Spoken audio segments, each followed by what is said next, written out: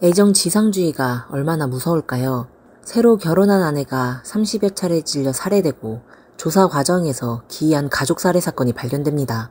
붉은 옷을 입은 여자와 한 묶음의 샐러리가 경찰이 범인을 추적하는 데 도움을 주며 두 가지 참사의 배후 범인이 바로 그 사람이었습니다.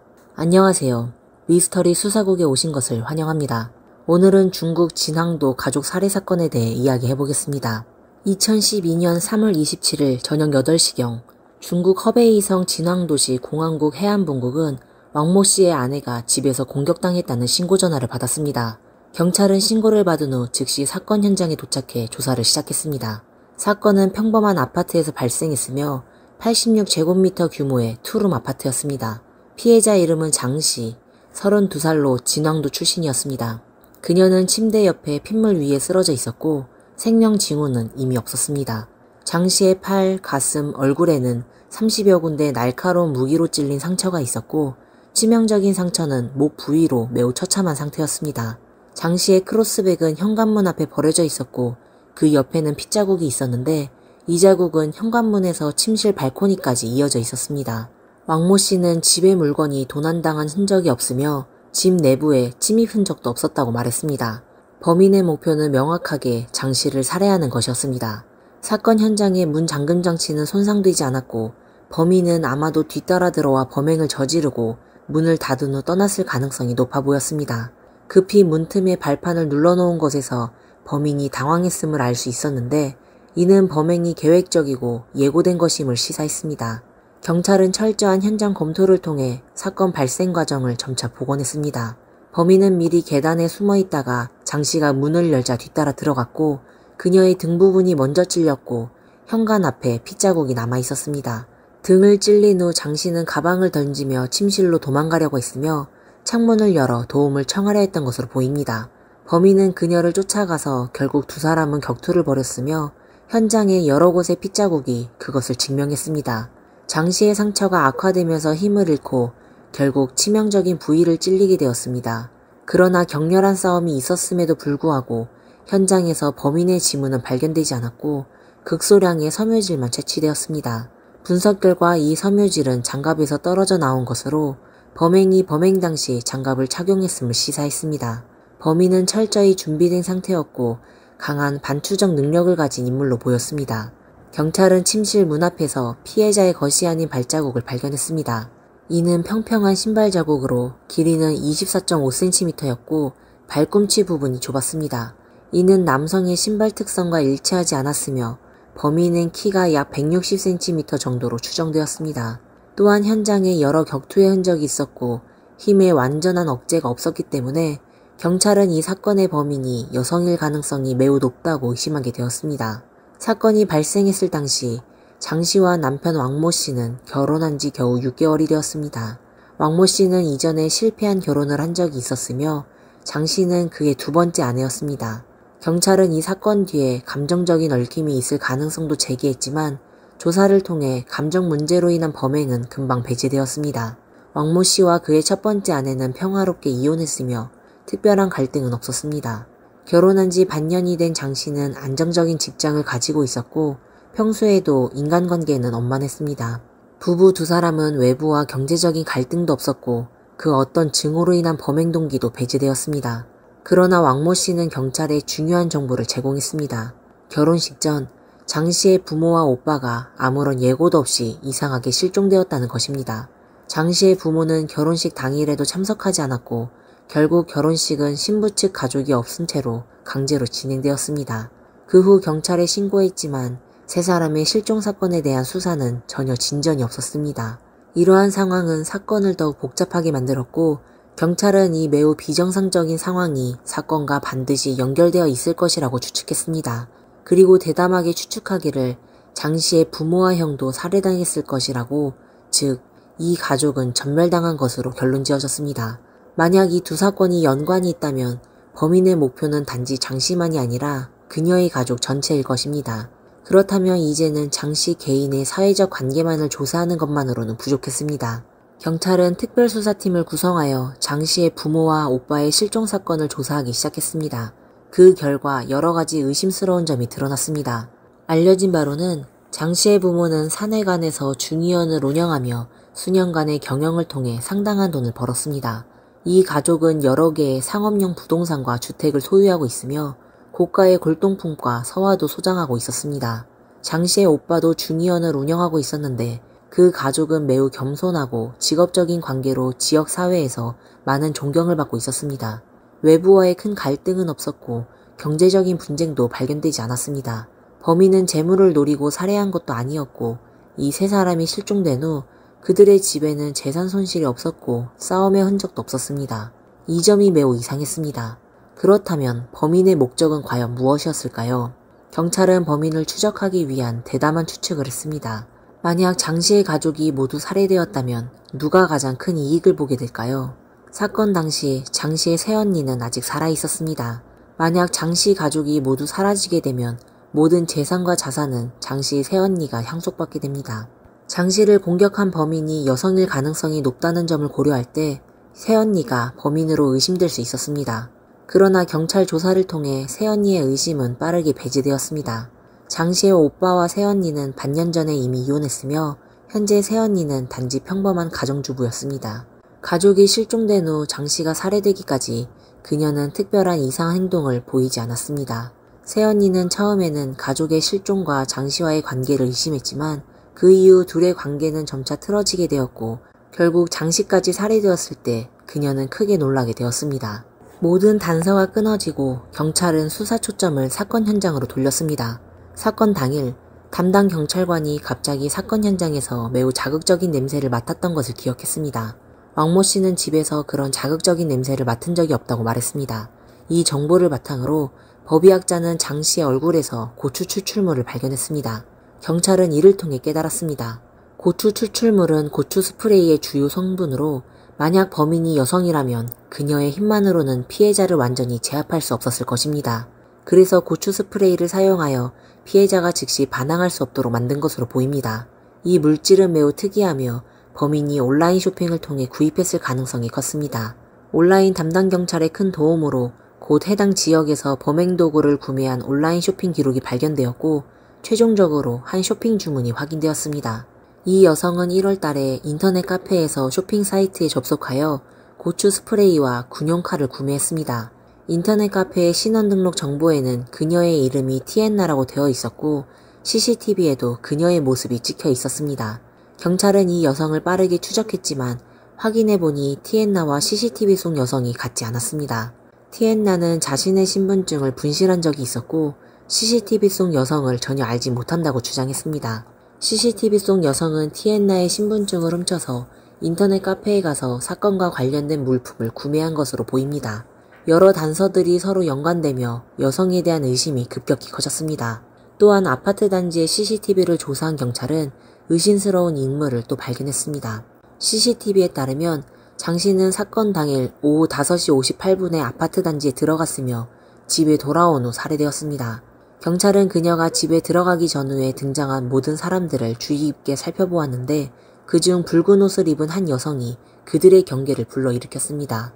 그날 기온이 상승하면서 많은 사람들이 이미 반팔을 입고 있었지만 붉은 옷을 입은 여성은 털모자, 마스크, 장갑까지 착용하고 있었습니다. 경찰은 또 하나의 중요한 단서를 발견했습니다.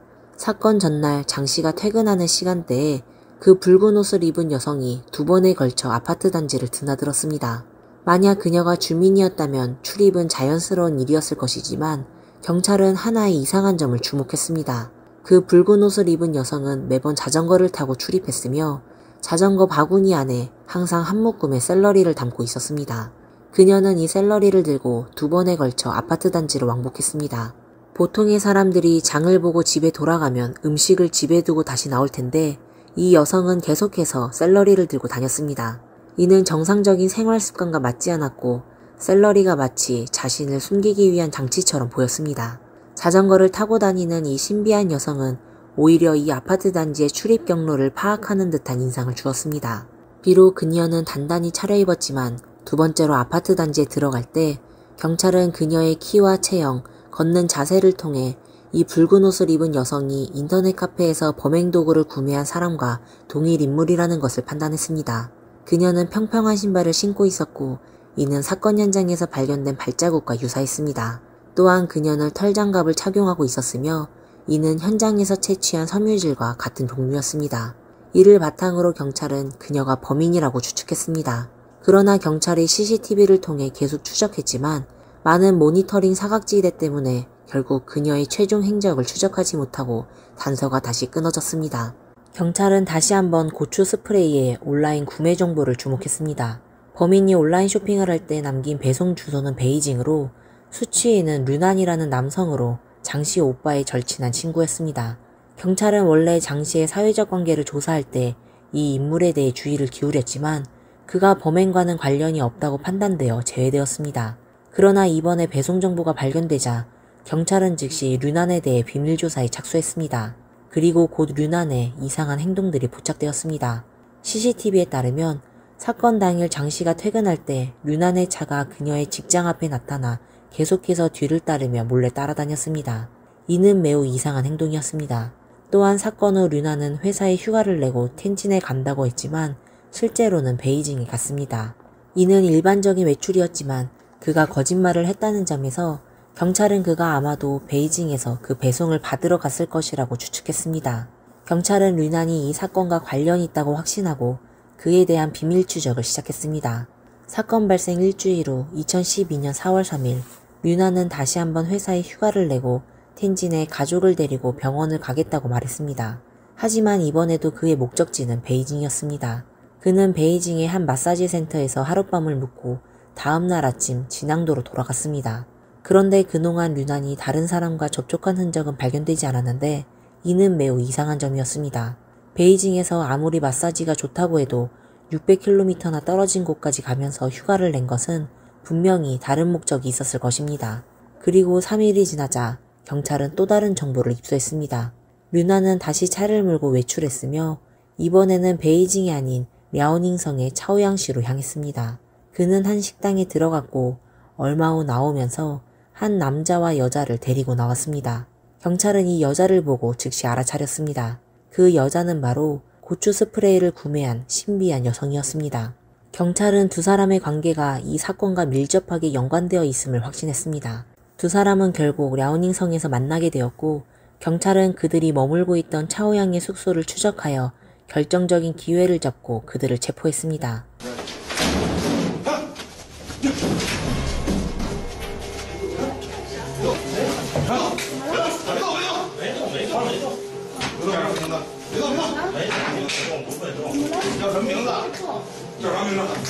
신비한 여성의 정체가 드러났고 확인 결과 고추 스프레이를 구매한 여성과 아파트 단지에서 경로를 점검한 여자는 동일 인물이었습니다. 그녀의 이름은 장하이롱, 36살로 저장성 닝부 출신으로 장 씨를 해친 사실을 전면적으로 자백했습니다. 2012년 1월 장하이롱은 티엔나의 신분을 도용하여 고추 스프레이와 군용칼을 온라인으로 구매한 뒤 3월 27일 저녁 장 씨가 집에 들어가는 것을 뒤따라가서 해친 후 도주했습니다. 그녀의 진술은 사건 현장과 일치했습니다. 이상한 점은 장 씨의 남편 왕모 씨가 장하이롱을 전혀 알지 못한다고 말했으며 장하이롱도 자신과 장 씨는 아무런 원한이 없다고 주장했습니다. 그녀는 이날 일을 전혀 개인적인 감정에서 한 것이 아니라 사랑하는 남성을 위해서였다며 그 남성을 위해 자신은 모든 것을 희생할 준비가 되어 있다고 밝혔습니다. 그녀는 그 남성의 지시에 따라 한 번도 만나본 적도 없는 사람을 해친 것이라고 말했습니다. 모든 사람들이 상상할 수 없었던 것은 이 사건 뒤에 있던 주범이 경찰이 계속 추적하던 류난이 아닌 바로 장 씨의 이미 실종된 지 반년이 된 오빠 장자샹이라는 것이었습니다. 경찰의 예상과는 달리 그는 살아있었고 장하이롱과 함께 랴오닝성 차오양에서 동거하고 있었습니다. 장하이롱은 본래 닝보에서 안정된 직장과 가정을 가진 여성으로 남편과 자식도 있었습니다. 하지만 2011년 사건이 발생하기 전에 장하이롱은 예고도 없이 남편에게 이혼을 요구하고 직장을 그만두며 집을 떠났습니다. 그녀는 한 달도 되지 않아 어디론가 사라졌고 아무도 그녀가 무엇 때문에 그렇게 갑작스럽게 떠났는지 알지 못했습니다. 사실 그녀는 2009년 인터넷을 통해 장 씨의 오빠 장자샹과 만나게 되었습니다. 장자샹은 뛰어난 재능을 가진 남성으로 두 사람은 점점 더 빠져들었고 그녀는 이 남성에게 푹 빠져들었습니다. 그가 가족이 있고 다리가 불편하다는 것을 알면서도 그녀는 그와 함께 하겠다고 결심했습니다. 1년 동안 온라인으로 연락을 이어가던 끝에 장자상은 장하이론과의 관계를 허락했으나 그녀의 마음을 시험하기 위해 3가지 조건을 내걸었습니다. 첫 번째는 직장을 그만두는 것, 두 번째는 이혼을 하는 것, 세 번째는 가족과 완전히 연락을 끊는 것이었습니다. 장하이롱은 이를 받아들였고 자신의 마음을 보여주기 위해 주저없이 가족과 자식을 버리고 떠나기로 결심했습니다. 시험을 거친 후 장하이롱은 닝보를 떠나 진앙도로 오게 되었고 장자상과 함께 살기 시작했습니다. 장자상 역시 약속을 지키며 아내와 이혼을 했습니다. 하지만 곧 장하이롱은 그가 계속해서 기분이 좋지 않고 마음이 무겁고 잠도 제대로 자지 못하는 것을 발견했습니다. 장하이롱은 여러 번 물어보았고 그럴 때마다 장자상은 네가 도와주어도 네가 죽게 될 것이야 라고 대답했습니다.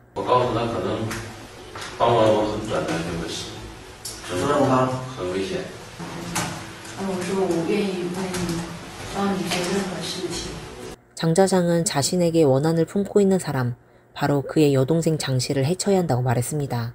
그는 자신의 친구 류난도 이 일을 도와줄 것이라고 했습니다. 장하이롱은 망설임 없이 이를 받아들였고 사랑하는 남자를 위해 사람을 해치기로 결심했습니다. 그렇다면 대체 장자상과 여동생 사이에 어떤 깊은 원한이 있었던 것일까요? 외부의 평가에 따르면 장자상과 장씨는 4살 차이로 매우 깊은 정을 나누었고 장자상이 어릴 적 왼쪽 다리 발육이 부족하여 항상 장씨가 돌보아주었습니다. 장씨는 결혼 상대를 선택할 때 자기 오빠의 장애를 혐오하지 않는 사람을 원한다고 말했었습니다. 그러나 예상치 못한 일이 벌어졌습니다. 장자상은 자신을 오랫동안 돌봐줄 여동생에게 손을 댔습니다. 더욱 충격적인 것은 그가 장씨뿐만 아니라 부모님까지 해쳤다는 점입니다.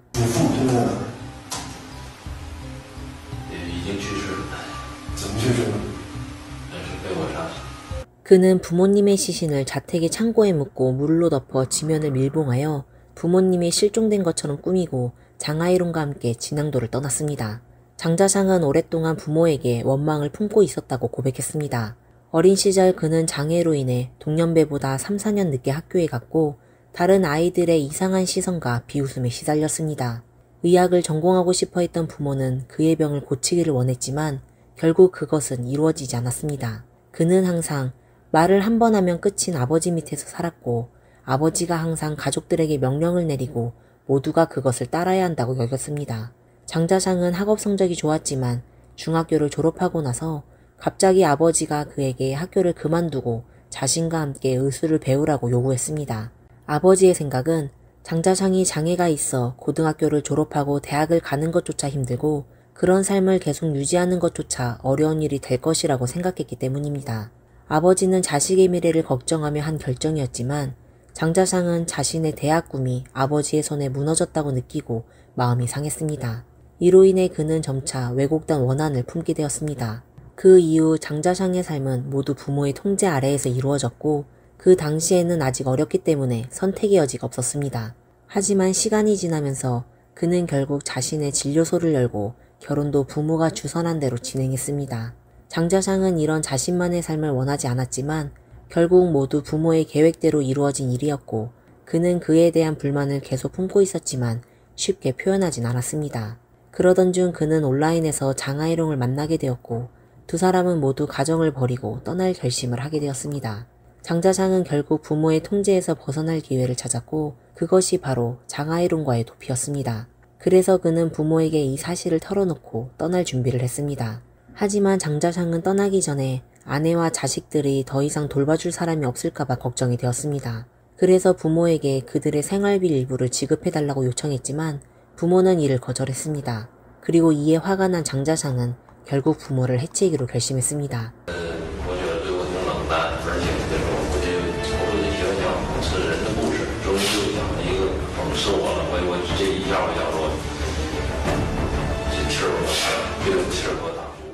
장자상은 부모를 해친 후 그들의 실종을 위장했습니다.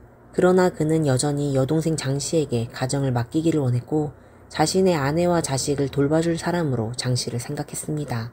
하지만 장자상은 곧 장씨가 그들의 생활을 제대로 돌보지 않았다는 사실을 알게 되었고 본인이 실종되었던 6개월 동안 모자가 매우 어려운 생활을 했다는 것을 알게 되었습니다. 그는 모든 책임을 여동생에게 돌리며 그녀가 책임을 다하지 못했다고 생각했습니다. 장자상은 자신이 여전히 실종 상태였기 때문에 모든 일은 비밀리에 진행되었고 그는 장하이롱에게 범행 도구를 온라인에서 구매하게 했으며 친구 류난이 물품을 받아서 두 사람이 함께 범행 현장을 살폈습니다. 이후 장하이롱이 직접 범행을 실행했습니다. 장자상의 왜곡된 징후, 장하이롱의 맹목적인 수능, 그리고 류난의 분별 없는 행동이 결합되어 이 비극적인 사건이 발생했습니다. 결국 장자상과 장하이롱은 사형을 선고받았고 류난은 유기징역을 선고받았습니다. 이 사건에 연루된 사람들의 행동은 모두 상식을 뛰어넘는 것이었습니다. 이런 일이 발생한 이유는 사건의 배우인 장자상에게 있습니다. 그는 신체적으로 장애가 있었지만 매우 똑똑했으며 스스로 중의학과 주역을 공부했습니다.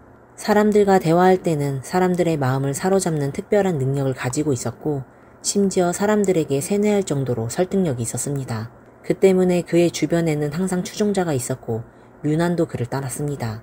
온라인에서 만난 장하이롱은 빠르게 그에게 빠져들었고 결국 그가 모든 사건을 조종할 수 있었습니다.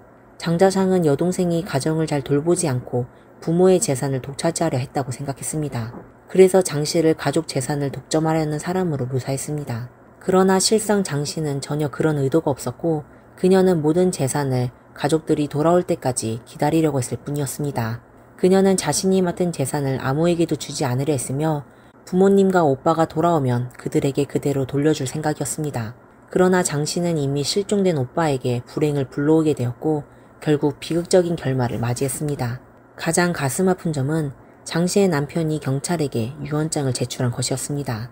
장자상은 이 유언장의 존재를 몰랐고 그 유언장은 장씨가 결혼할 때 두 부모님이 작성한 것이었습니다.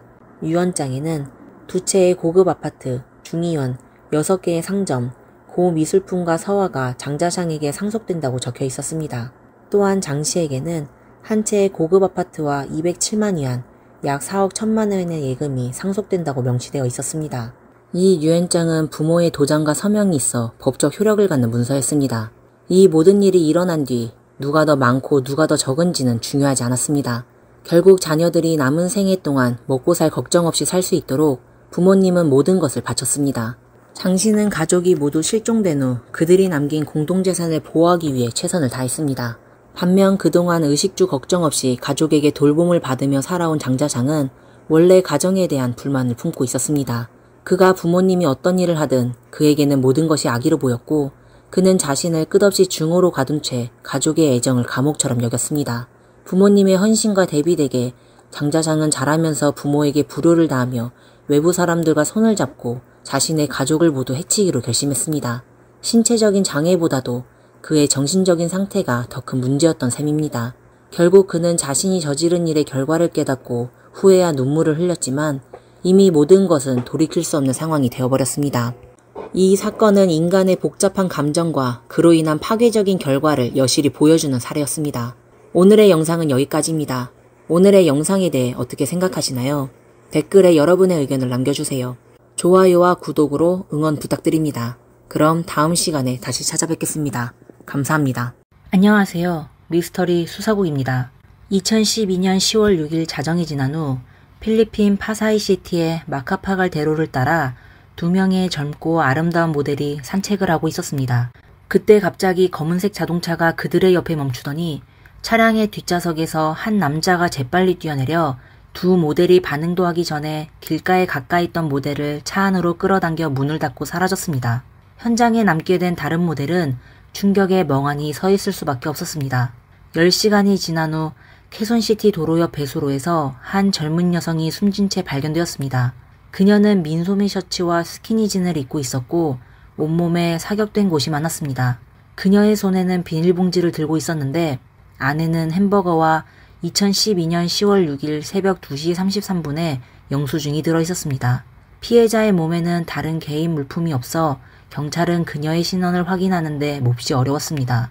한편 줄리 앤이라는 20살의 여대생은 하룻밤 내내 집에 돌아오지 않았습니다. 줄리는 모델 아르바이트를 하면서 늦게 귀가하는 일이 잦았지만 밤새도록 귀가를 하지 않은 일은 처음이었습니다. 다음 날 아침 줄리의 어머니는 점점 불안해져 줄리에게 계속 전화를 걸었지만 줄리의 전화는 꺼져 있었고 친구들도 연락이 닿지 않았습니다. 점심때쯤 줄리의 가족과 친구들은 모여서 거리로 나가 줄리를 찾기로 했고 가족들이 택시를 타고 돌아다니는 도중 택시기사는 우연히 가족들의 대화를 듣게 되었습니다. 그는 갑자기 어제 길가에서 발견된 숨진 젊은 여성이 떠올라 그들에게 그녀가 줄리인지 아닌지 알아보라고 하였습니다. 기사의 말을 들은 줄리 가족은 충격에 휩싸였습니다. 그들은 마음속으로는 피해자가 줄리일 리가 없다고 생각했지만 도무지 줄리를 찾을 수 없어 택시기사에게 범죄 현장으로 데려다 달라고 부탁했습니다. 당시 피해 여성은 이미 부검을 위해 영안실로 옮겨진 상태여서 줄리의 어머니는 거의 기절할 뻔했고 직접 보는 것이 두려워 아들에게 확인을 하라고 했습니다. 그들은 아직 희망의 끈을 놓지 않았고 피해자가 줄리가 아니길 바랬지만 현실은 그들의 희망을 잔혹하게 짓밟았습니다. 피해자는 바로 줄리였습니다. 그녀는 여러 발의 사격을 받았고 강제로 몹쓸 짓을 당한 흔적도 있었습니다.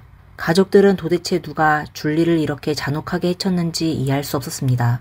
줄리는 아직 대학생이었고 활발하고 말솜씨가 좋은 꿈도 많은 소녀였습니다. 가정 형편이 어려워 대학교를 3번이나 중퇴했지만 줄리는 항상 열심히 노력해왔습니다. 그녀는 모델 아르바이트를 하면서 생활비를 벌었고 대학교에 다시 다녔습니다. 그녀는 학위를 받아 희망찬 앞날을 꿈꿔왔지만 모든 것이 끝나 더 이상 자신의 꿈을 이룰 수 없게 되었습니다. 줄리의 어머니는 경찰에게 사건 전날 밤 줄리가 본인에게 전화하여 친구 알테아가 방송국에 일자리를 구해줬다며 면접을 보러 가도 되냐고 물었다고 했습니다. 면접 시간이 저녁이라 줄리의 어머니는 걱정을 했지만 알테아가 함께 있어 조금 안심되어 허락했다고 했습니다. 23살의 알테아는 모델계에 떠오르는 스타이고 2010년에 FHM 잡지의 월간 모델로 선정되었습니다. 그리고 바로 알테아가 줄리를 모델계로 데려와 아르바이트를 소개해 주었고 줄리가 대학교 학비를 벌 수 있도록 도와준 겁니다. 줄리는 알테아를 매우 존경했고 두 사람은 항상 붙어 다니며 마치 쌍둥이 자매처럼 지냈습니다. 줄리가 납치된 그날 밤 알테아도 함께 있었습니다. 바로 알테아가 줄리가 납치당했다는 사실을 경찰에 신고했습니다. 하지만 당시 상황이 너무 급박하여 알테아가 정신을 차리기도 전에 범인의 차량은 사라져버렸고 그녀는 차량 번호를 기억하지 못해 경찰이 최고의 수사기의 타임을 놓치게 되었습니다. 하지만 어쨌든 알테아는 줄리가 살아있는 모습을 마지막으로 본 사람이었습니다. 따라서 경찰은 우선 알테아에게 연락하여 그녀에게 경찰서로 와 조사받아달라고 요청했지만 알테아는 끝내 모습을 드러내지 않았습니다. 알테아의 형제는 경찰에게 이 사건으로 인해 알테아가 심리적으로 아주 큰 부담을 느끼고 있다고 말했습니다. 그녀는 줄리처럼 자신도 피해를 입을까봐 두려워하며 안전을 위해 숨어 지내고 있다고 말했습니다. 실제로 끔찍한 사건을 목격한 사람들에게 이런 반응이 나타나는 경우가 있기 때문에 경찰은 이에 이상하게 여기지 않고 알테아를 강제로 불러내려 하지 않았습니다. 당시 수사가 시작 단계이고 확인해야 할 단서와 증인이 많아 경찰은 일단 수사를 진행하며 꼭 필요할 때 알테아를 찾기로 했습니다. 조사 결과에 따르면 줄리가 발견된 곳은 주택가였고 근처에 학교, 교회, 회사 등이 있었으며 사람들이 많이 살고 있는 지역이었습니다. 현장 근처의 주민 몇 명은 경찰에게 10월 6일 오전 5시경 사격 소리를 들었다고 진술했습니다. 그리고 그 소리에 잠에서 깬 주민들은 창문 밖을 내다봤는데 줄리가 버려진 곳에서 미쓰비시 몬테로 차량이 빠른 속도로 달아나는 것을 목격했다고 했습니다. 몇몇 주민들의 말에 따르면 차량 번호는 TW0505였지만 밤이 깊어 차량의 색상을 정확히 확인할 수 없었고 진한 색깔의 차량이라는 것만 알 수 있다고 했습니다. 한편 법의학팀은 경찰에게 줄리가 발견될 당시 손에 들고 있던 비닐봉지를 제출했습니다. 비닐봉지 안에는 시간이 기재된 영수증이 있었는데 이는 줄리가 피해를 당했을 때 시간을 확인하는 데 큰 도움을 주었습니다. 경찰은 2012년 10월 6일 새벽 2시 33분에 누군가가 패스트푸드점에서 2인분의 햄버거를 구매했다는 사실을 알아냈습니다. 경찰은 바로 해당 패스트푸드점에 연락하여 CCTV 영상을 확보했고 그 시간에 음식을 구매한 사람이 페르난도라는 것을 밝혀냈습니다. 그는 문신이 있는 키 큰 남자였고 놀랍게도 피해자 줄리의 절친 알테아의 남자친구였습니다. 페르난도는 검은색 미쓰비시 몬테로를 운전하며 종종 알테아를 집에 데려다 주어 많은 사람들이 그를 알고 있었습니다. 그럼 줄리를 납치하고 해친 범인이 알테아의 남자친구일까요? 그렇다면 그의 동기는 무엇일까요? 그는 줄리가 그의 여자친구의 가장 친한 친구라는 사실을 몰랐을까요? 경찰은 알테아를 찾아 사실을 신문하기로 결심했습니다. 하지만 이전과 마찬가지로 알테아는 여전히 경찰에 협조하지 않았고 경찰은 어쩔 수 없이 인력을 배치하여 알테아의 집을 24시간 감시하였습니다. 얼마 지나지 않아 한 대의 차량이 알테아의 집으로 들어가 몇십 분 후 다시 나왔습니다. 경찰은 그 차량을 따라가 알테아의 남자친구인 페르난도의 집까지 가게 되었습니다. 그의 집 마당에는 검은색 미쓰비시 몬테로가 주차되어 있었는데 차량 번호는 목격자가 말했던 TW0505였습니다. 조사 결과 그 차량은 페르난도의 어머니 명의로 되어 있지만 페르난도가 평소 운전하고 있었습니다. 경찰은 페르난도의 집 문을 두드렸고 예상대로 페르난도와 알테아가 집 안에 있었습니다. 알테아가 안전을 위해 숨어 있다고 했던 곳이 바로 용의자의 집이었던 것입니다. 2012년 10월 9일 알테아와 페르난도는 공식적으로 조사를 받게 되었습니다. 페르난도는 경찰이 어떤 증거를 제시해도 이번 사건과는 아무런 관련이 없다고 주장했습니다. 반면 알테아는 몇 마디 말도 하지 않았는데 울면서 경찰에게 본인은 단지 남자친구에게 줄리를 혼내주라고 부탁한 거라며 이렇게 큰일이 될 줄은 몰랐다고 말했습니다. 알고 보니 알테아와 줄리는 함께 오랫동안 모델 일을 하며 언제나 친자매처럼 지내는 것처럼 보였지만 사실 그들의 우정에는 이미 깊게 금이 가 있었습니다. 알테아의 말에 따르면 줄리는 모델계에서 알테아의 비밀을 퍼뜨리고 다녔습니다. 그녀는 알테아가 사생활이 문란하고 다른 남자와 아이 둘을 낳았다는 소문을 퍼뜨렸습니다. 이는 알테아에게는 치명적인 타격이었습니다. 모델계는 워낙 변화가 빠른 곳이라 알테아는 힘들게 지금의 위치까지 올라왔는데 만약 그녀가 아이를 낳았다는 사실이 사람들에게 알려진다면 모델로서의 삶은 끝장날 것입니다.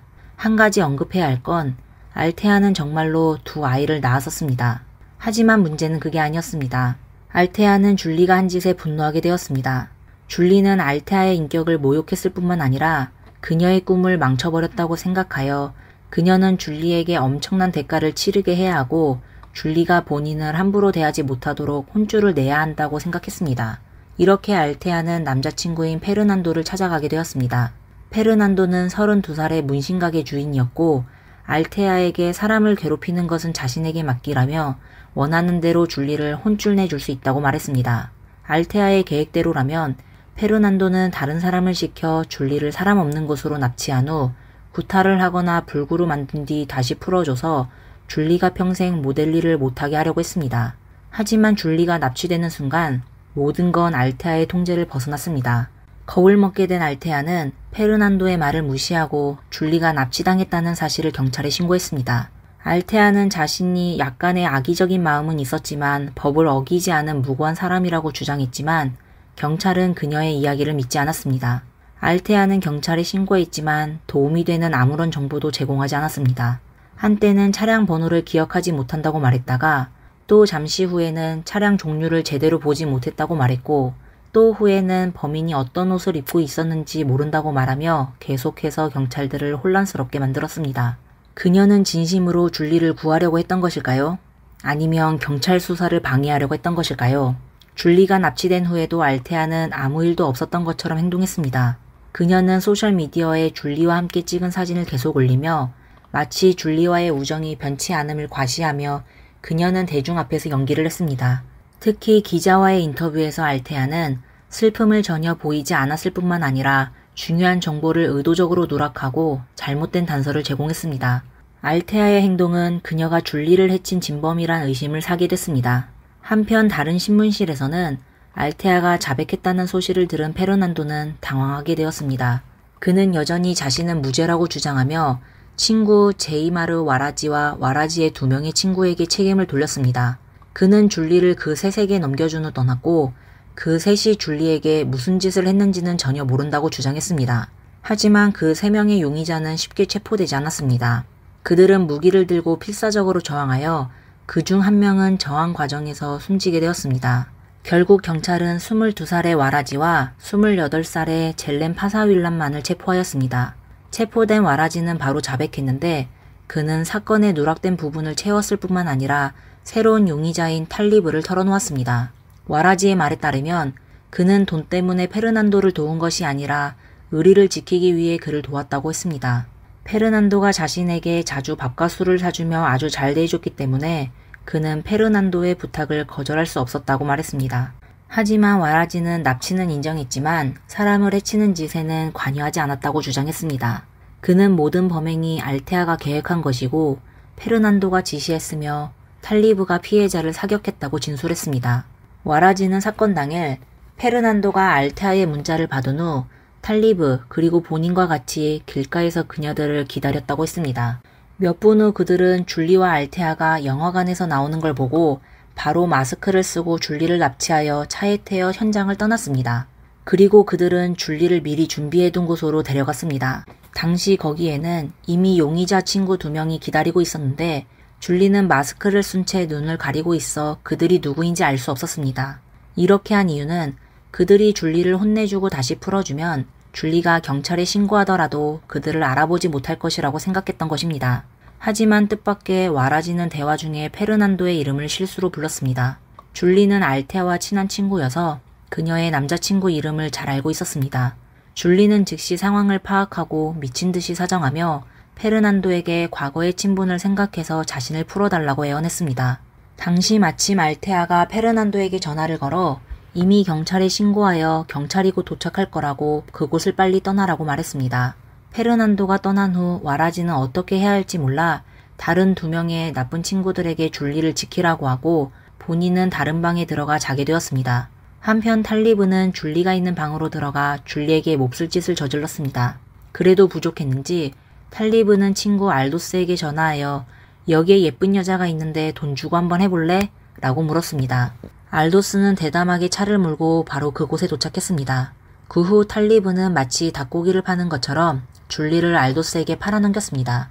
와라지의 2 친구는 그 상황을 보고 어떻게 해야 할지 몰라 와라지를 깨어 어떻게 하겠냐고 물었습니다. 와라지가 줄리가 있는 방문을 열고 들어가자 알도스가 무기를 들고 줄리의 얼굴을 겨누고 있는 모습을 보게 되어 와라지는 알도스와 맞서 싸울 용기가 나지 않았습니다. 와라지는 좋은 말로 알도스를 달래려고 했지만 알도스는 비열하고 혐오스럽게 내가 좀 쓰면 어때? 어차피 나중에 처리할 거잖아 라고 대답했습니다. 결국 알도스는 하고 싶은 대로 하겠다며 와라지를 방 밖으로 쫓아내고 방문을 닫았습니다. 몇십 분이 지난 후 알테아의 남자친구인 페르난도가 돌아왔는데 그는 햄버거를 사와서 줄리에게 건네며 배고픔을 달래라고 했습니다. 하지만 그는 햄버거 봉투 안에 있는 영수증을 중요히 여기지 않아 결국 그 영수증은 나중에 경찰이 사건을 해결하는 결정적인 단서가 되었습니다. 줄리는 도저히 아무것도 먹을 수 없었고 그냥 비참하게 그들에게 애원하며 자신을 풀어달라고 간청했습니다. 그녀는 아직도 그들이 자신을 살려줄 것이라는 희망을 버리지 못했습니다. 사실 페르난도는 이미 탈리브와 알도스에게 줄리를 해치라는 지시를 내렸습니다. 줄리는 다시 검은색 미쓰비시 몬테로 차 안으로 끌려갔습니다. 알도스가 먼저 줄리를 향해 사격했고 탈리브가 연이어 몇 번 더 쏘았습니다. 줄리가 숨을 거두는 것을 확인한 후 그들은 줄리를 길가에 버리고 바로 현장을 떠났습니다. 며칠 후 알테아와 그녀의 남자친구 페르난도, 와라지는 고의상해 혐의로 기소되었습니다. 탈리브와 알도스는 도피 중인데 만약 그들이 잡히면 역시 고의상해 혐의로 기소될 것입니다. 2013년 2월 12일에 재판이 시작됐지만 알테아와 페르난도는 2013년 3월까지 아무런 항변을 하지 않았습니다. 그들의 변호사는 계속해서 기각을 요청했습니다. 그들은 알테아와 페르난도가 불법적으로 체포되었다고 주장했지만 법원은 그들의 요청을 기각했습니다. 이후 변호사는 새로운 주장을 제기하며 원심 법원이 이 사건에 대한 관할권이 없다는 주장을 했지만 역시 기각되었습니다. 한편 이 사건은 필리핀에서 극형제도 부활 여부를 놓고 뜨거운 논쟁거리로 떠올랐지만 안타깝게도 이 논쟁은 오늘날까지 결론을 내리지 못했습니다. 안타깝게도 2013년 이후로 이 사건 재판의 진행 상황에 대한 소식은 더 이상 들리지 않았습니다. 지금까지 법원에서 판결이 내려졌는지조차 확인할 수 없었고 도망친 2명의 범인이 잡혔는지도 알 수 없습니다. 특히 와라지와 함께 체포되었던 젤레는 이번 사건에 중요한 역할을 하지 않아 경찰은 그를 불법 무기 소지 혐의로만 기소하고 구금했습니다. 젤레는 얼마 지나지 않아 보석으로 풀려났지만 반년도 채 지나지 않아 아침 식사를 하던 중 누군가의 공격을 받아 숨지게 되었습니다. 하지만 놀랍게도 그의 가족들은 경찰이 그들 집을 수사하는 것을 강력하게 거부했습니다. 젤렌의 아내는 심지어 가해자를 찾는 것을 포기한다고 말했습니다. 결국 경찰은 젤렌 가족의 비협조적인 태도 때문에 지금까지도 젤렌을 공격한 범인을 찾지 못했습니다. 현재 알테아와 페르난도는 여전히 감옥에 있습니다. 이 재판은 앞으로도 상당 기간 동안 지지부진하게 이어질 것으로 보입니다. 하지만 줄리의 가족과 법률팀은 진행 속도가 느리더라도 결국 정의가 실현될 것이라고 믿고 있습니다. 오늘의 사건은 여기까지입니다. 시청해주셔서 감사합니다. 좋아요와 구독 부탁드리고 다음 영상에서 뵙겠습니다. 감사합니다. 나는 돈을 너무나 원해요. 돈을 위해서라면 무엇이든 할 수 있을 것 같아요. 어떻게 해야 할까요? 그는 12살 때 인신매매범에게 납치되었고 2년 후에 도망쳐 집으로 돌아왔습니다. 그러고 나서 그는 자신이 직접 인신매매범이 되기로 결심했습니다. 그는 먼저 자신의 친어머니를 팔아버렸습니다. 그 후 2명의 여동생도 팔아버리고 이미 팔려가서 임신 중이던 어머니를 되찾아왔습니다. 그리고 나서 어머니가 막 낳은 아이도 팔아버렸습니다. 이는 그의 사악한 인생의 시작에 불과했습니다. 안녕하세요. 미스터리 수사국입니다. 오늘은 중국에서 연쇄 사건을 저지르고 조직을 조종하여 77명의 생명을 앗아간 악질 범죄자 펑미아오지 아지에 대해 이야기하려고 합니다. 1966년 9월 아지가 태어났습니다.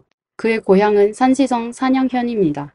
아버지는 게으르고 탐욕스러웠고 집안은 어머니 혼자 유지하고 있었습니다. 당시 농지에서는 곡물이 생산되지 않아 생존을 위해 아지와 그의 아버지는 구걸로 생계를 이어갔습니다. 9살 때 집안 사정이 좋아지면서 아지는 드디어 초등학교에 입학하게 되었습니다. 그러나 1978년 12살이 된 아지는 집이 너무 가난해 학업을 중단하고 길거리에서 구걸을 하며 살아야 했습니다. 구걸을 하던 중 그는 한 호의적인 사람을 만나 이를 소개해주겠다는 제안을 받았습니다. 아지는 즉시 동의하고 그 사람을 따라 차에 올랐습니다. 하지만 그 차는 인신매매범의 차였습니다. 결국 인신매매범은 500위안, 약 9만 5천 원의 그를 허난성의 한 가정에 아동 노동자로 팔았습니다. 아지는 인신매매범이 돈을 세며 기뻐하는 얼굴을 보고도 별다른 감정을 느끼지 않았습니다. 그는 자신이 어디에 있는지 신경 쓰지 않았고 그저 밥을 먹을 수 있는 곳을 찾고 싶었습니다. 하지만 아지는 아동 노동자로 일하는 것이 구걸하는 것보다 더 힘들 줄은 몰랐습니다. 그는 잠깐 졸기라도 하면 채찍질을 당했고 매일 5시간밖에 잠을 잘 수 없었으며 고용주는 자주 며칠씩 그에게 밥을 주지 않았습니다. 아지는 금세 견딜 수 없게 되었습니다. 2년 후 14살이 된 아지는 드디어 기회를 맞이했습니다. 그는 고용주가 목욕을 하는 동안 몰래 도망쳐 집으로 돌아가려 했습니다. 아지는 구걸하며 많은 고난을 겪고 나서야 겨우 가족과 다시 만날 수 있었습니다. 그러나 그를 기다리고 있던 것은 행복과 관심이 아니라 어머니의 냉담함과 계속되는 굶주림이었습니다. 아지는 쓰레기를 주워가며 그걸로 어렵게 가정을 꾸리는 어머니를 보며 한 가지 생각이 떠올랐습니다. 모두 가난 때문에 생긴 일이야. 돈이 없으면 물건을 팔면 되잖아. 16살의 아지는 자신이 인신매매범에게 납치되었던 경험을 떠올렸습니다. 그때 인신매매범은 꽤 많은 돈을 받았습니다. 일을 해도 돈이 안 되고 구걸해도 돈이 안 되니 차라리 나도 인신매매범이 되자. 이성을 잃은 아지는 어머니를 어떻게 팔아넘길지 계산하기 시작했습니다. 아지는 자신이 납치되었을 때의 속임수 방법을 어머니에게 사용했습니다. 그는 외출하는 동안 많은 사람을 알게 되었다고 거짓말하며 장수성에 가정부를 구하는 집이 있는데 월급도 높고 식사와 숙소도 제공되며 환경도 좋다고 말했습니다. 그는 어머니와 함께 그곳에 가서 돈을 벌고 싶다고 했습니다. 다만 그곳에서는 몇 년 동안 계약을 맺어야 한다고 했습니다. 배불리 먹고 싶은 어머니에게 이러한 요구는 전혀 문제가 되지 않았습니다. 그래서 어머니는 흔쾌히 동의했습니다. 하지만 사실 아지가 선택한 구매자는 한 노총각이었습니다. 아지는 어머니를 데리고 장수성에 도착했습니다. 구매자와 아지는 눈짓으로 신호를 주고받았습니다. 이때 아지는 아무것도 모르는 어머니를 바라보며 상대방이 건네주는 돈을 받을지 말지 망설이기 시작했습니다. 돈을 받으면 어머니를 다시는 볼 수 없을 테니까요. 그러나 그는 잠시 망설이다가 곧바로 웃으며 상대방이 건네준 현금을 받았습니다. 떠나기 전 아지는 어머니에게 안심하라고 말하며 자신이 어머니를 데리러 올 것이라고 약속했습니다. 집으로 돌아가는 길에 아지는 어머니를 팔아 번 300위안, 약 5만 7천 원을 들고 있었습니다. 이 돈은 당시 중국에서 한 노동자의 반년치 월급에 해당하는 큰 돈이었습니다. 아지는 매우 기뻐하며 웃었고 그는 한 번도 이렇게 많은 돈을 본 적이 없었습니다.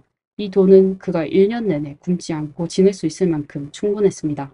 보통 사람에게는 이는 인간의 도덕적 한계를 넘어선 행동이었습니다. 그러나 아지에게는 이것이 시작에 불과했습니다. 그가 다음에 저지른 일들은 이보다 훨씬 더 비인간적이었습니다. 아지는 어머니를 팔아 돈을 벌고 기쁜 마음으로 고향으로 돌아갔습니다. 그는 몇 근의 고기를 사서 가족에게 좋은 식사를 대접했습니다. 아버지가 어디서 돈이 났냐고 물었습니다. 평소 집에서는 묽은 죽조차 먹기 힘들었는데 고기를 먹게 되었으니 말입니다. 아지는 차분하게 대답했습니다. 엄마가 이모에게 가서 큰돈을 벌려고 했어요. 떠나기 전에 저에게 12안을 주면서 2년 후에 다시 돌아오겠다고 했어요. 가족 모두는 어머니에게 친여동생이 주주현에 살고 있으며 그곳에서 잘 지내고 있다는 것을 알고 있었습니다. 그래서 모두 아지의 말을 믿었습니다.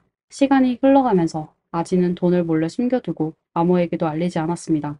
아버지와 여동생이 때때로 배가 고파서 기절할 지경이 되어도 그는 절대 돈을 꺼내 먹을 것을 사지 않았습니다. 그러나 거짓말은 언젠가 들통나기 마련입니다. 어머니가 오랫동안 집에 돌아오지 않자 아버지는 의심하기 시작했습니다.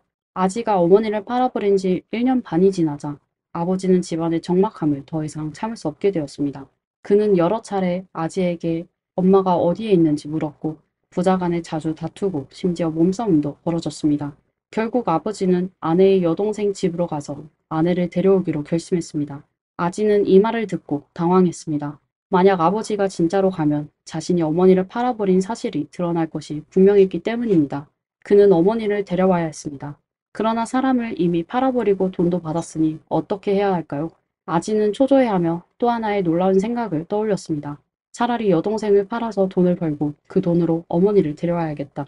이 생각이 떠오르자마자 아지는 아버지에게 자신이 어머니를 데려오겠다고 바로 동의했습니다.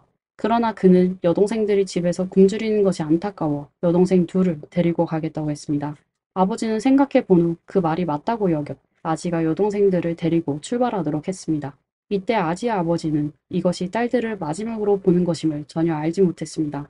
곧 아지는 여동생들을 데리고 장수성에 도착했습니다.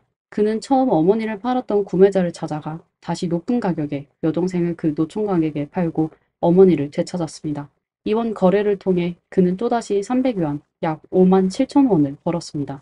아지는 어머니를 되찾아온 후 마치 연극을 하듯이 울면서 어머니를 끌어안고 자신이 어머니를 많이 그리워했으며 앞으로는 어머니를 잘 모시겠다고 말하며 어머니의 용서를 받았습니다. 그렇게 해서 그는 어머니를 집으로 데려왔습니다. 실종된 여동생들에 대해서는 아지가 그녀들이 부유한 집에 입양되었다고 설명했습니다. 그러나 아지의 사악함은 여기서 멈추지 않았습니다. 그 당시 어머니는 구매자의 아이를 낳은 상태였는데 일이 들통날까 두려워 아지는 이 이복 동생도 팔아버려 600위안, 약 11만 4천 원을 벌었습니다. 이때 아지는 이미 성인이 되어 있었고 더 이상 집에서 구걸하며 살고 싶지 않았습니다. 그는 외출하여 일을 해서 돈을 벌고 싶었습니다. 그래서 가족을 팔아 번 돈을 여비로 사용하여 일을 찾아 나섰습니다. 아지는 교육을 받지 못해 많은 일자리에 받아들여지지 않았고 어렸을 때부터 배불리 먹지 못해 키가 158cm에 불과하고 체중도 50kg이 되지 않았기 때문에 무거운 육체 노동을 할 수도 없었습니다. 아지는 다른 방법을 찾아야 했습니다. 그는 자신을 고아라고 주장하며 여러 곳에서 도제로 들어가 기술을 배우려 했습니다. 이 기간 동안 아지는 많은 친구를 사귀고 몇 가지 기술도 배웠습니다. 1989년 23살의 아지는 친구의 소개로 주주현 신자이 향의 한 외로운 노인에게 입양되었습니다. 그 노인의 이름은 왕젠후이였고 그는 아지를 매우 아꼈습니다. 왕젠후이는 아지를 자신의 친아들처럼 여겼고 자전거 수리 기술을 전수해 주었으며 아지의 이름을 왕홍더로 바꿨습니다. 노인은 아지가 과거의 비참한 경험을 잊고 관대한 마음으로 새로운 삶을 맞이하기를 바랐습니다. 아지는 이 이름을 매우 좋아했는데 이 이름은 그가 마침내 평범한 삶을 가지게 되었음을 의미했습니다. 그는 매일 자전거를 수리하며 돈을 벌었습니다. 시간이 지나면서 왕젠호이는 아지를 완전히 믿게 되었고 몇 년 동안 모은 저축을 아지에게 맡기며 자신을 부양해 줄 것을 부탁했습니다. 그러나 돈을 받은 아지는 다시 비인간적인 모습으로 변했습니다. 어느 날 왕젠호이가 갑자기 병이 나서 급히 돈이 필요했을 때 아지는 상징적으로 5위안, 약 950원을 줄 뿐이었습니다. 노인은 매우 상심하여 그 후로 아지와의 관계를 끊었습니다. 1990년 아지는 주즈현에서 호씨 밑에서 일하던 중 호씨의 딸과 사랑에 빠졌습니다. 그러나 호씨는 아지가 너무 가난하다는 이유로 이 결혼을 반대하고 아지를 가게에서 쫓아냈습니다. 이후 아지는 여자친구를 속여 함께 도망쳤고 자전거 수리로 가족을 부양했습니다. 비록 생활은 어려웠지만 가족의 삶은 점차 나아지고 있었습니다. 6년 동안 아지의 아내는 두 아들을 낳았습니다. 그러나 자전거 수리만으로는 아지의 가족이 생활하기에 여전히 어려움이 많았습니다. 가난을 두려워한 아지는 다시 나쁜 생각을 품고 주변 사람들을 납치해 팔 계획을 세웠습니다. 그는 아내를 팔지 않았습니다. 아내는 출산 능력이 있고 그의 생활을 돌볼 수 있으며 그의 생리적 요구를 해결해 줄 수 있어 큰 이용 가치가 있었기 때문입니다. 그래서 아지는 아내가 집에 없을 때 겨우 1살 된 막내 아들을 팔아버렸습니다. 아지는 아들을 팔 때도 매우 계획적이었습니다.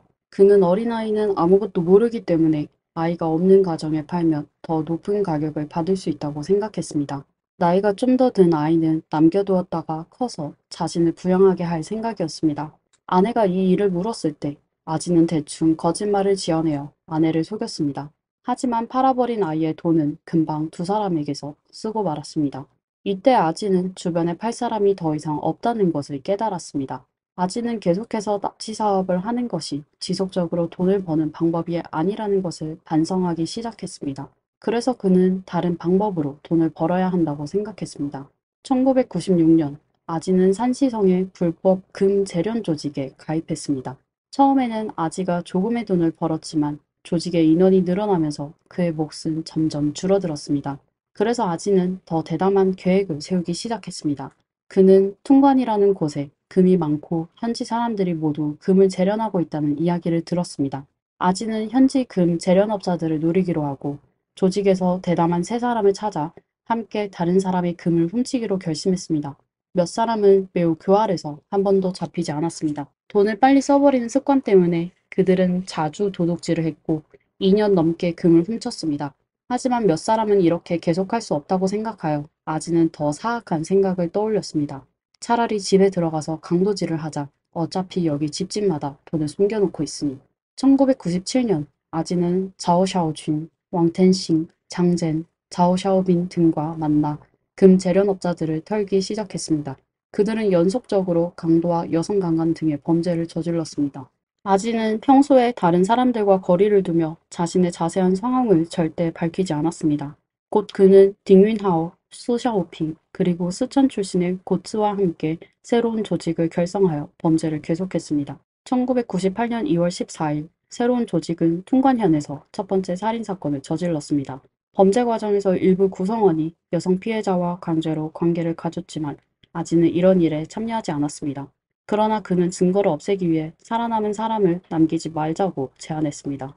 이는 조직의 범죄 성격을 단순한 강도에서 살인 조직으로 바꾸는 것이었습니다. 이들의 범죄 원칙은 집에 들어가 강도질을 한 후 반드시 피해자와 관계를 갖고 살아남은 사람을 남기지 않는 것이 되었습니다. 1998년 3월 8일 새벽 1시경 아지 일행은 한 가정집에 도착하여 철망치로 문을 부수고 집 안으로 들어갔습니다. 그들은 집주인의 손발을 묶고 폭행을 가했는데 그 과정에서 실수로 집주인을 죽이고 말았습니다. 그들이 겨우 얻어낸 것은 반쯤 새 것인 노란색 재킷 한 벌뿐이었습니다. 이는 그들을 만족시키기에 충분하지 않았습니다. 새벽 2시경 아지는 얼굴을 가리고 마을의 또 다른 가정집에 갔습니다. 그는 집안의 부부가 깊이 잠든 것을 확인한 후 재빠르게 뜰 안으로 들어갔습니다. 그는 남편을 심하게 때려 중상을 입히고 이 부부를 침대 시트로 묶었습니다. 이후 그는 장롱에서 현금 100여 안을 찾아내고는 신속히 도망쳤습니다. 전체 과정은 20분도 걸리지 않았습니다. 1998년 3월 31일 새벽 2시경 몇 명의 악당이 한 마을 주민의 집에 몰래 들어가 물건을 훔치려 했습니다. 그러나 그들은 돈을 찾지 못했고 대신 세안제, 백주 한 병, 땅콩을 훔쳐갔습니다. 이후 이들은 옆집으로 가서 철망치와 나무막대로 집주인 부부의 머리를 때려 두 사람 현장에서 죽게 했습니다. 그런 다음 그들은 곡물 장식장에서 소량의 현금을 찾아냈습니다. 놀랍게도 그들은 범행 현장에서 먹고 마시기까지 했습니다. 1998년 7월 20일 아지는 동료 3명과 함께 어느 농가 밖에서 잠복하고 있었습니다. 그들은 그 집안 사람들이 불을 끄고 잠이 들 때까지 기다린 후 몰래 뜰 안으로 들어가 집안에 있는 모든 사람의 생명을 앗아갔습니다. 심지어 1살 된 아기도 예외는 아니었습니다. 범행 과정에서 그들은 조금의 망설임도 없었습니다. 이후 아지는 집안을 유유히 돌아다니며 집안에 있던 20위안의 현금을 챙긴 후 동료들에게 떠나자고 신호를 보냈습니다. 이 사건은 산시성에서 가장 큰 참사 중 하나로 꼽힙니다. 많은 살인사건이 있었지만 1살 된 아기까지도 살해하는 경우는 매우 드물었습니다. 경찰이 나중에 아지를 체포하고 아기를 살해한 이유를 물었을 때 아지는 웃으며 대답했습니다. 가족 모두가 없는데 그가 살아있는 게 고통스럽지 않겠어요? 나는 그를 위해서 그렇게 한 거예요. 사실 아지는 피해 가족을 전혀 알지 못했으며 이번 범행도 돈을 목적으로 한 것이 아니었습니다. 그가 이 가족을 선택한 이유는 단 하나였습니다. 팀원들 앞에서 자신의 위신을 세우고 앞으로 더 큰 일을 하기 위해서였습니다. 아무도 비인간적인 사람이 앞으로 어떤 일을 저지를지 알 수 없을 것입니다. 단원들이 반복적으로 강도와 살인을 성공하면서 단 10일 만에 그들은 14명의 생명을 앗아갔고 이는 산시성 경찰을 충격에 빠뜨렸습니다. 아지는 매번 범행 후 시간을 내어 복귀하고 경험을 정리했습니다. 그는 각 성의 경계 지역에서 범행을 저지르는 것이 가장 안전하다는 것을 발견했습니다. 이러한 지역에서 사건이 발생하면 경찰이 관할 구역을 넘나들며 수사해야 하기 때문입니다. 아지는 경찰이 협력하는 동안 단원들과 함께 다른 장소로 이동하여 범행을 계속했습니다. 그래서 아지는 몇 명과 함께 허난성으로 가는 기차에 올랐습니다. 가는 길에 아지는 범행을 더욱 안전하게 하고 경찰의 시선을 혼란스럽게 할 기막힌 아이디어를 떠올렸습니다. 단원들이 허난성에 도착한 후 그들은 신속한 탐색 끝에 한 가정을 목표로 삼았습니다. 1998년 8월 4일 그들은 익숙한 수법으로 5명의 생명을 앗아가고 100위안 약 1만 9천 원을 강탈했습니다. 아지는 떠나기 전 동료들의 충격적인 시선 속에서 집주인 남성의 성기를 잘라냈습니다. 다른 단원들은 그가 왜 이렇게 하는지 이해하지 못했지만 아지는 이렇게 하면 경찰이 이를 감정적 갈등으로 인한 상해 사건으로 오인할 것이라고 설명했습니다. 아지는 자신의 계략에 대해 매우 자부심을 느꼈고 이는 그를 동료들 사이에서 숭배의 대상으로 만들었습니다. 하지만 아지의 사악함은 여기서 끝나지 않았습니다. 그는 무고한 낯선 사람들에게만 해를 끼치는 것이 아니라 함께 범행을 저지르는 동료들조차 그를 화나게 하며 무사하지 못했습니다. 결국 그는 자신의 가족조차도 납치할 수 있는 인간 이하의 존재였습니다. 아지의 단원 중 고츠라는 멤버는 아지를 매우 존경했습니다. 4명이 산시성 경계에서 연속으로 4번의 범죄를 저지른 후 아지는 잠시 멈추기로 하고 단원을 해산했습니다. 당시 아지는 우회하여 자신의 고향으로 돌아갔습니다. 그러나 집에 도착한 첫날 밖으로 물을 길러 나가려던 아지는 문을 열고 웃고 있는 고츠를 보고 깜짝 놀랐습니다. 아지는 이렇게 먼 길을 돌아온 이유가 자신의 거처를 들키지 않기 위함이었는데 고츠가 따라온 것입니다. 아지는 전례 없는 위협을 느끼고 고츠를 제거할 방법을 계산하기 시작했습니다. 원래 2달 동안 쉬려고 했던 아지는 즉시 계획을 수정하여 고츠와 함께 동료들과 다시 합류해 범행을 재개하기로 결정했습니다. 길을 가는 내내 아지는 동료들의 의심을 사지 않으면서도 고츠를 제거할 가장 손쉬운 방법을 고민했습니다. 곧 아지는 완벽한 계획을 세웠습니다. 1998년 3월 31일 단원 4명이 다시 합류한 후 아지는 다른 2명의 동료를 몰래 불러들였습니다. 그는 2사람에게 고츠가 매번 물건을 몰래 숨기고 이제는 동료들을 배신하고 경찰에 정보를 넘기려고 한다고 말했습니다. 단원들이 가장 싫어하는 것은 내부의 적이었기 때문에 3사람은 즉시 고츠를 제거하기로 의견을 모았습니다. 그들은 평소처럼 한 가정을 목표로 정하고 범행을 저질렀습니다. 범행이 끝난 후 아지는 몰래 고츠를 부엌으로 데려가 식용유 통을 건네며 말했습니다. 이걸 가져가. 집에 가서 요리할 때 쓸 수 있을 거야. 이 기름도 싸지 않아. 고츠는 아지가 자신을 생각해준다고 여겼지만 그 기름이 그의 마지막을 위한 것임을 전혀 알지 못했습니다. 4사람은 밤을 틈타 도망치다가 깊은 도랑 근처에 이르렀을 때 아지는 다른 2사람에게 신호를 보냈고 3사람은 함께 돌을 들어 고츠의 머리를 내리쳤습니다. 그 후 아지는 천천히 고츠의 몸에서 식용유를 꺼내 반은 고츠의 몸에 부었고 나머지 반은 나무에 매달아 병뚜껑의 구멍을 통해 기름이 한 방울씩 떨어지도록 했습니다. 그 후 아지는 고츠의 몸에 불을 붙였고 불이 다 타고 나서 고츠는 숫덩이로 변했습니다. 고츠를 제거한 후 아지는 나머지 2명에게 새로운 규칙을 세웠습니다. 그는 나는 여러 지방에 방언을 구사할 수 있어서 경찰의 시선을 혼란스럽게 할 수 있다. 앞으로는 내 지시에 따라 행동하라고 말했습니다. 아지는 반복된 범행을 통해 다음과 같은 규칙을 정리했습니다. 금, 은, 보석과 현금만 훔치고 쉽게 처분할 수 없는 물건은 절대 가져가지 않는다. 아지는 여성 피해자에 대한 성적 욕구 해소에 참여하지 않으며 참여하는 사람은 절대로 체액을 남기지 않는다. 구성원 간에 서로의 정보를 캐묻지 않아야 하며 이는 구성원이 체포되어 자백하는 것을 방지하기 위함이다. 범행 도구와 가면은 반드시 집안에 있는 물건을 사용해야 한다. 아지 일당은 매우 높은 빈도로 범죄를 저질렀습니다. 첫 번째 집에서 범행을 마친 후 그들은 즉시 차를 타고 60km 떨어진 곳으로 가서 계속해서 범죄를 저질렀습니다. 2사건의 간격은 24시간을 넘지 않았으며 그 사이에는 아지가 일당을 데리고 상황을 탐색하는 시간도 포함되었습니다. 처음에 그는 돈을 위해 사람을 해쳤습니다. 하지만 범죄가 점점 늘어나면서 아지는 다른 사람의 생명을 지배하는 쾌감에 중독되기 시작했습니다. 단순히 사람을 해치는 것만으로는 만족하지 못하고 점점 더 병적인 생각을 가지게 되었습니다. 아지가 사후 처리를 맡으면서 일당은 더욱 대담해졌습니다. 그들은 허난성과 산시성의 경계에서 이동하며 범죄를 저질렀습니다. 1998년 8월 14일, 일당은 산시성으로 돌아와 3명의 생명을 앗아갔고 천위안 약 19만 원을 강탈했으며 여주인은 성폭행을 당했습니다. 1998년 8월 17일, 일당은 다시 3명을 해치고 강도질을 시도했으나 이웃에게 발각되었습니다. 어쩔 수 없이 그들은 신속히 도망쳤습니다. 돈을 훔치지 못한 아지는 매우 화가 났습니다. 그는 즉시 일당을 데리고 새로운 목표를 찾아 마음의 짜증을 풀기로 했습니다. 하루 만에 그들은 인근 마을의 또 다른 가정을 찾아 4명의 생명을 앗아갔습니다. 이후 아지는 범행 빈도에 따라 집주인의 성기를 잘라내어 감정적 갈등으로 인한 상해 사건으로 위장했습니다. 동시에 2명의 동료는 젊고 아름다운 여주인을 보고 이미 사망한 그녀에게 성적 욕망을 발산했습니다. 이후 그들은 200유안, 약 3만 8천 원을 챙겨 범행 현장을 떠났습니다. 8월 20일 그들은 같은 수법으로 범행을 저질러 한 가족 3명의 목숨을 앗아갔습니다. 그들은 3천위안, 약 57만 원을 강탈한 후 기분이 좋아진 몇몇은 땅굴을 파고 이웃집에 들어가 그 집도 털었습니다. 11월 6일 그들은 산시성 지역의 전병 가게를 노렸습니다. 몇 명은 한 가족 3명의 생명을 앗아가고 사망한 여성과 관계를 가졌으며 2천위안, 약 38원을 강탈했습니다. 몇 차례의 범행이 순조롭게 이루어지자 그들은 더 많은 범행을 저지르기로 결정했습니다. 아지의 병적인 동기도 점차 형성되었고 처음에는 강도를 목적으로 했으나 이제는 사람을 해치며 즐기기 시작했고 목표는 100명이었습니다. 11월 8일 일당은 2명을 해치고 사망한 여성과 관계를 가졌으며 300위안, 약 5만 7천 원을 강탈했습니다.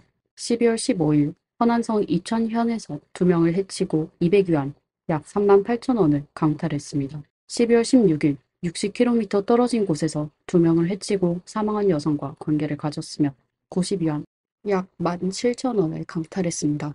남성 피해자의 생기를 잘라내어 현장을 감정적 갈등으로 인한 상해 사건으로 위장했습니다.